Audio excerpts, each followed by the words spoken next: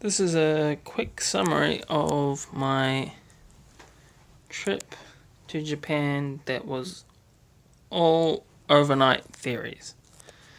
Sorry for the wank angle, but I'm not actually a proper YouTuber. So this ticket represents the start, coming from Auckland, and this ticket represents the end, coming back. I have merch from pretty much everything. I don't have the short ferries. So there's an invisible Nankai ferry there. There's an invisible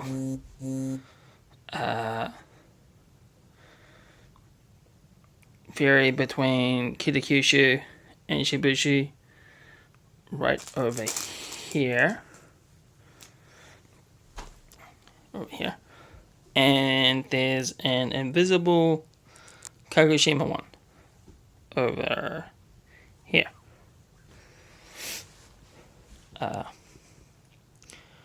Overall, it was a very good trip.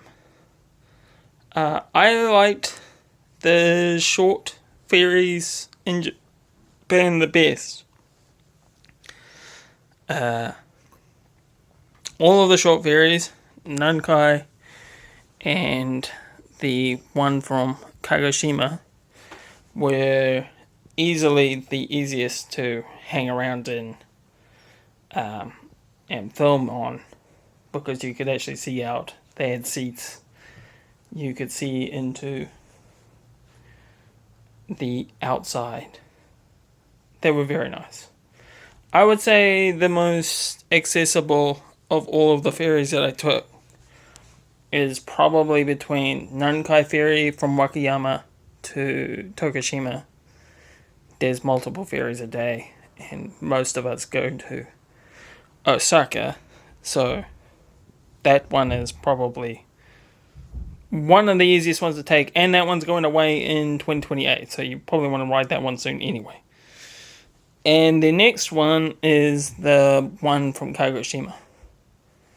Those Kagoshima ones look very interesting. There's a whole bunch of them. I would like to say we can Kagoshima and ride more ferries. So now we'll go over the overnight ferries. Oh, and the other one was the Kitakyushu to the Honshu. I would highly recommend that one instead of taking the train. That was a lot of fun. You go from... It's a small ferry. It's bumpity. If you look on my channel, you'll find it. Highly recommended. Hold on with two hands and enjoy the view. It's very short. It's like only half an hour, and it comes like regularly. So going over my overnight ferries and a bit of what I did in them.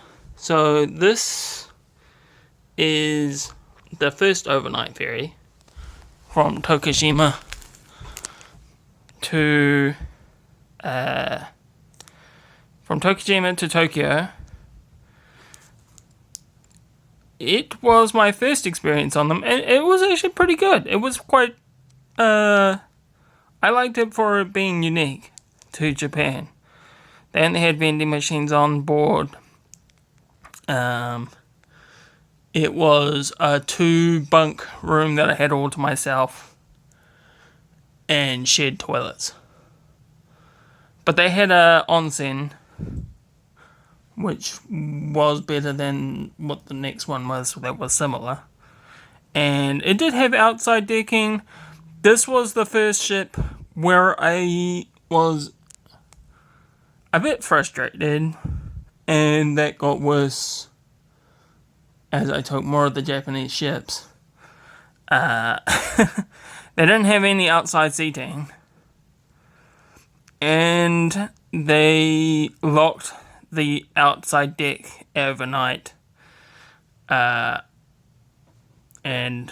they didn't unlock it again at all, which I thought was a bit silly, because sunrise, we had to get up before 5, because that's when it arrives at port, And because it's summertime, that was also right around the time of the sunrise. So I did not like that. Like, you locked us out of the sunrise. Like, it's daylight outside when you land. I mean, couldn't you just let us out and see the sunrise? I mean, but yeah, but honestly, because of how much cheaper this one is, and because of its route, it's actually probably it's the one that makes the most sense to take. It's actually the one that's competitive with the train. It's probably the only one that's competitive with the train. Because you go overnight, and because it's from Tokyo to Tokushima, there's no direct rail link between Tokushima and Tokyo anyway. And because it's overnight, you're just removing a night stay. And it's one of the fastest. So it was the shortest of all of them on it. So, yeah. Pretty good.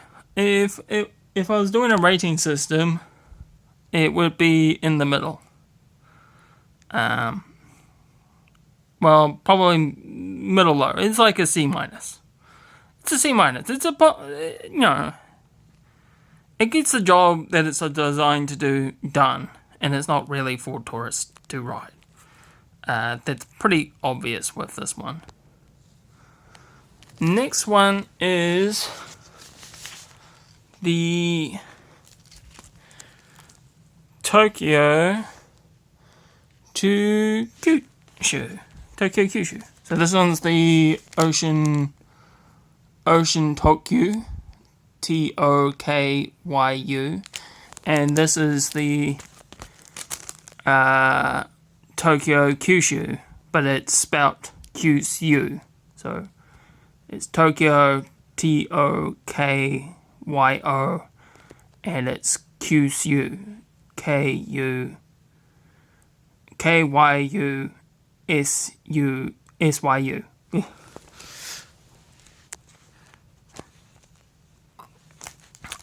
This one is the first one that I took that was trying to be cruise ship. I don't think it quite did enough to make it a cruise ship.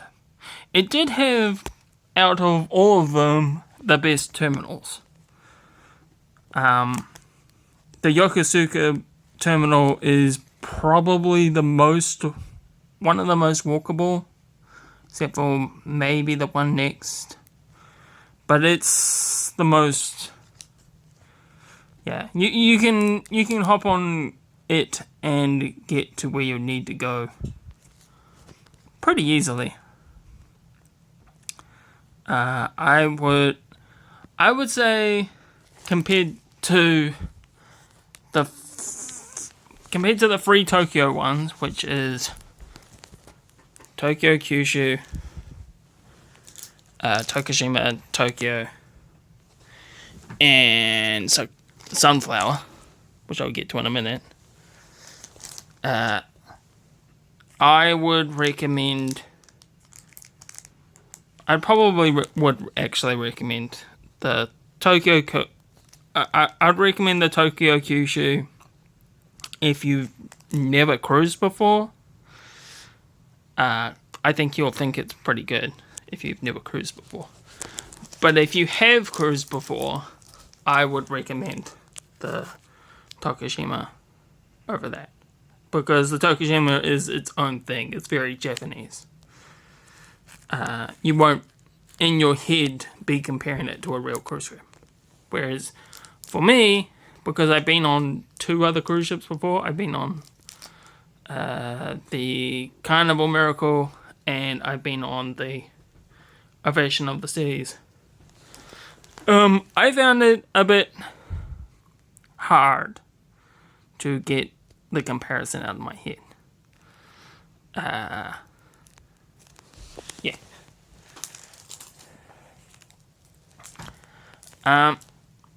Well, there I did the Invisible Ferry, and that was pretty good. That was really good.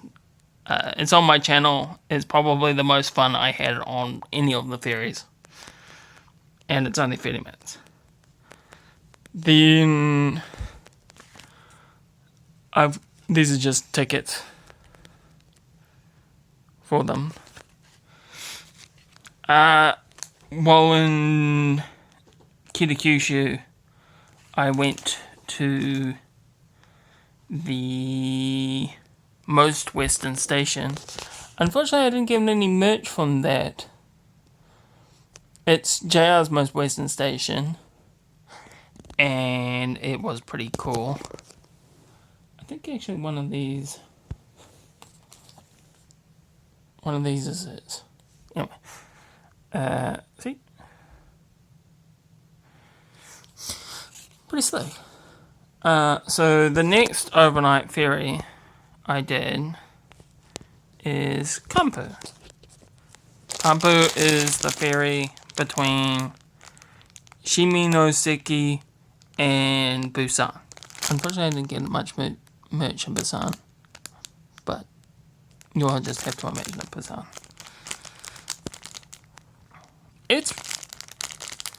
It was interesting. It was a very budget one, similar to Ritsuri.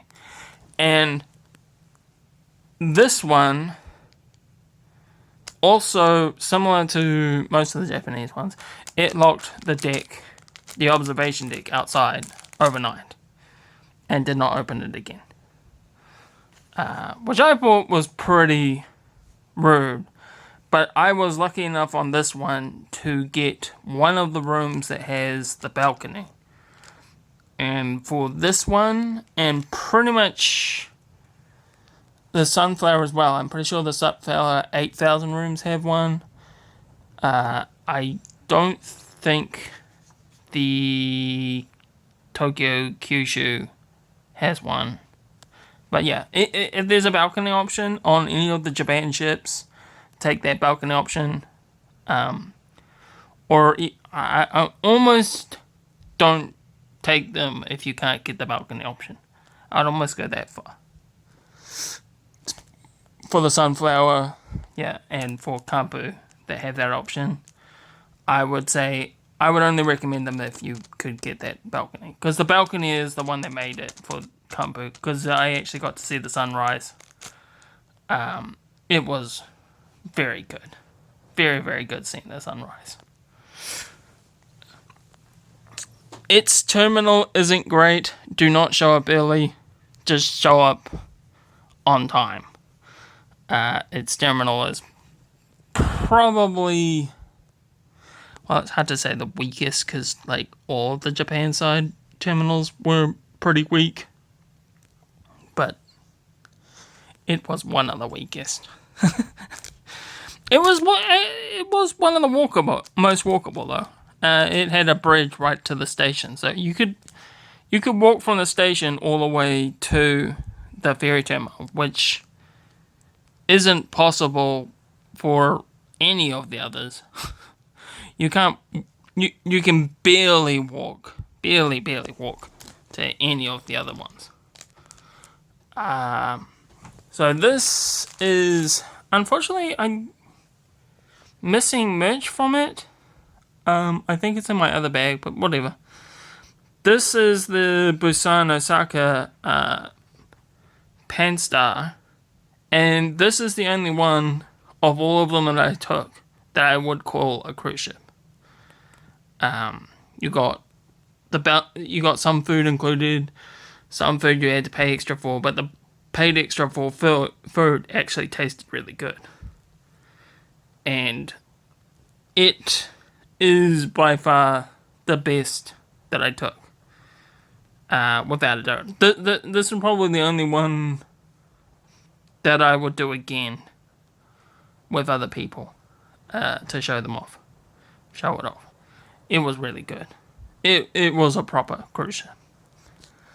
While in Osaka, I was staying next to the metro stations, or I went to where the Umeshima, the expo was, and they'd completely tore it down, so that was basically the only thing you could get there.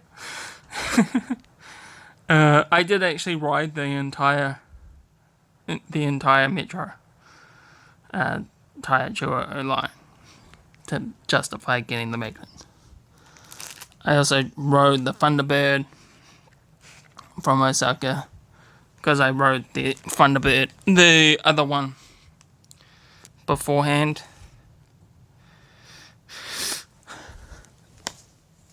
And this is the Sunflower. This one was the one that made me probably the most annoyed, most frustrated out of all of them. And the people on the Discord kind of know that one. I was pretty annoyed that they locked the observation deck. And it had...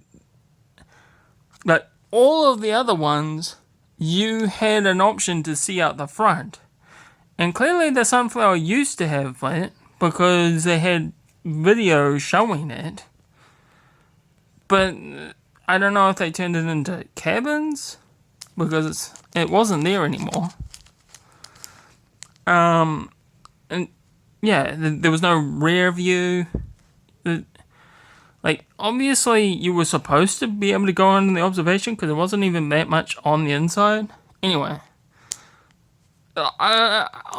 Sunflower was probably the one I was disappointed in the most. I didn't think its terminal was that great. Yeah. This is another one that's trying to be a cruise ship too. The only thing that I will say is it did have the best restaurant. You did have to pay extra for that restaurant, so it's even less like a cruise ship, but you had to pay extra for all of them except for Panstar anyway, so whatever. And the food was the most good out of all of them. But is that enough? Because I did actually like the food in the Tokushima, Tokyo. Even though it was just coming out of vending machines, I liked the novelty of the vending machines. Anyway, I don't think this one was that good. It was okay. It was not that good. Maybe if I had taken it on a sunny day and the observation deck was open, I would have given it a better score. But I can only ride these things once, and they locked the observation deck. They didn't let anyone use the observation deck at all. And I later found out that's not a rule, that's not a law, it's just how they did it. So in Kagoshima, I went to the most southern station, which is this, on this rail line. The Biscuit rail line. Really good fun. Probably the best of the most west, most east, most south, most highest stations that I've been to. Certainly the nicest one that JR does, even. JR seems to really put out the stops for these. Like I said, I went to the western one as well. Most western JR and the most western rail station. And the most western in Japan, which are 3 categories for the west. And JR still does the best job at them.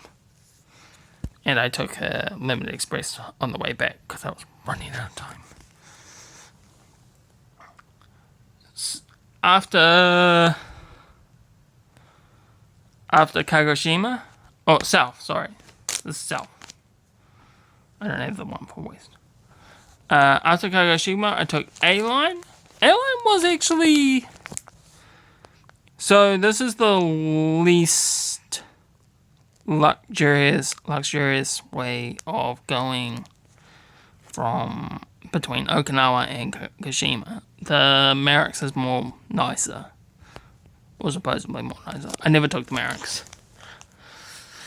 But yeah, it was quite good. I would recommend it. The most notable thing out of this is that this was the only Japanese domestic ship that did not lock its observation deck. So you could go up onto its observation deck all night, and it was pouring down with rain. And they didn't seem to mind. So that was really cool. You got really good views. Probably the best views out of all of them. That was another thing. If you're going to do this, if you're going to take any of these overnight ferries, highly recommend doing it probably in winter or autumn, not in summer like I did. Because Japan is just covered in cloud the whole trip. You don't get the views that you would like in summertime. There were a couple of them that were alright to take in summer. Probably the Kagoshima one, the short ferry. That one was alright. And then, while in Okinawa, I went to the A&W. And I would say the A&W is totally worth it. You got to go to one of the older ones, one of the original ones, that has, like, car parking. But yeah. Not sponsored, but really, really good.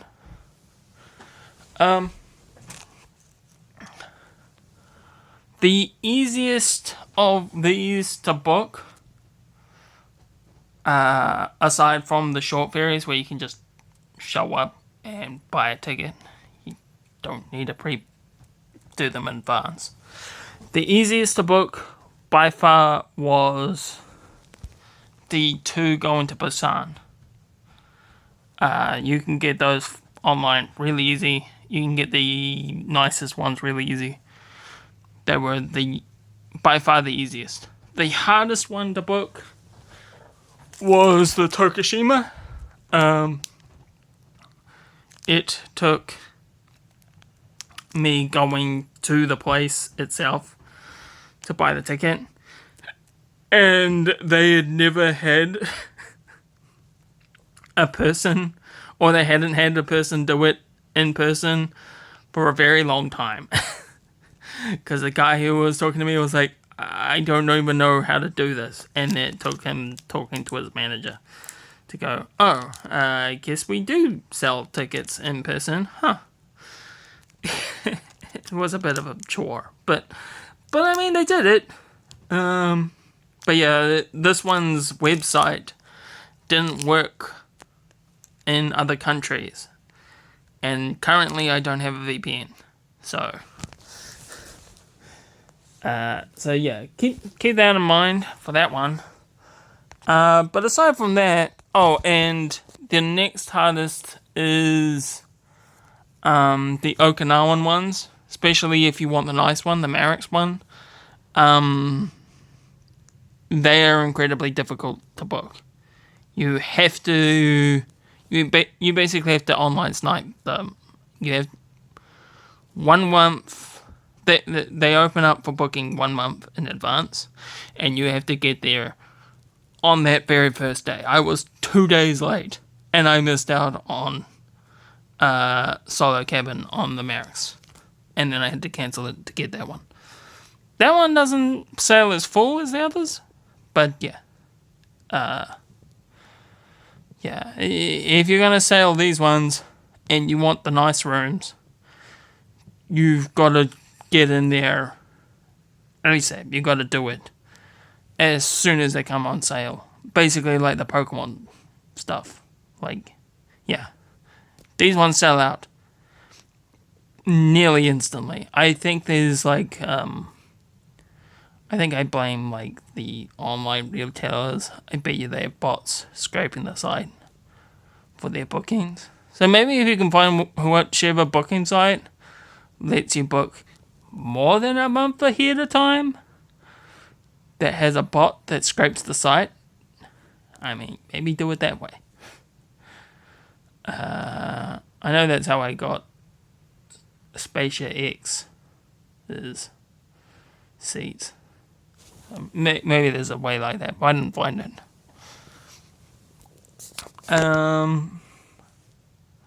Oh, and there's a limited express. It doesn't go all the way to the southernmost station, but take that instead of the local train. It will save you time. I woke up too late, so I couldn't take it.